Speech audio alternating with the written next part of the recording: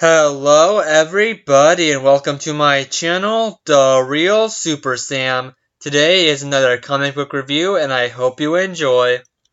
Amazing Spider-Man issue 23 had the return of the Green Goblin, giving him 3 appearances in the first 10 Spider-Man issues after he was introduced. It starts with the Green Goblin wanting to take over town mobster Lucky's gang and him refusing.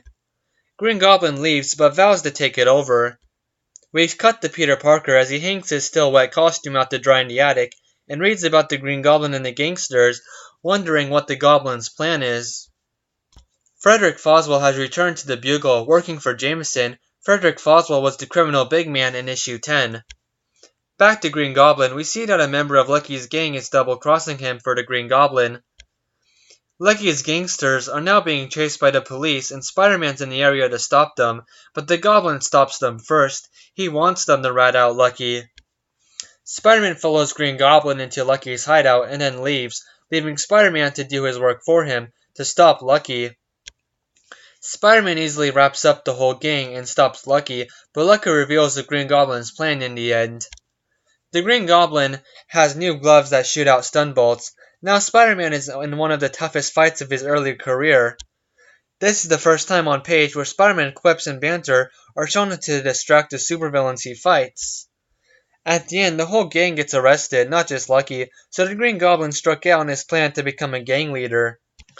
There's a scene with Peter Parker that I love. Here, he sees Frederick Foswell talking to some shady guys and is going to change into Spider-Man, but then stops when he remembers he doesn't have it on because it's wet. There's another Peter Parker scene to mention, and this one is one that is classic with Spider-Man. He's in the middle of a fight and calls his Aunt May so she wouldn't worry, and Aunt May then says some silly line, where we as the reader think, if she only knew. This issue is more important than you first thought. This is the very first time we see Norman Osborn in an unnamed, non-speaking cameo as a member of the Exclusives Club. I never noticed this for a long time. That is an insane cool fact. These 2 panels are the only time he's in it, too. Frederick Foswell does have an important part in the story. He returns to the Daily Bugle after giving up being the big man, and at the end is the reason the cops arrest Lucky's entire gang. Peter Parker sees his brains being used on good firsthand, and is now extra cautious with his secret identity around him. This so far in continuity is the strongest Green Goblin has been yet, but Spider-Man still almost beats him if he hadn't run out of web fluid.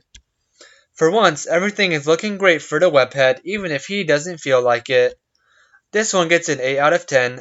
The Green Goblin and Gangsters stuff was really unique and something I would never connect Green Goblin with today, but the other stuff, like the focus on Lucky and the cops, or Betty Brant not mentioning Ned Leeds' letter, was useless I feel.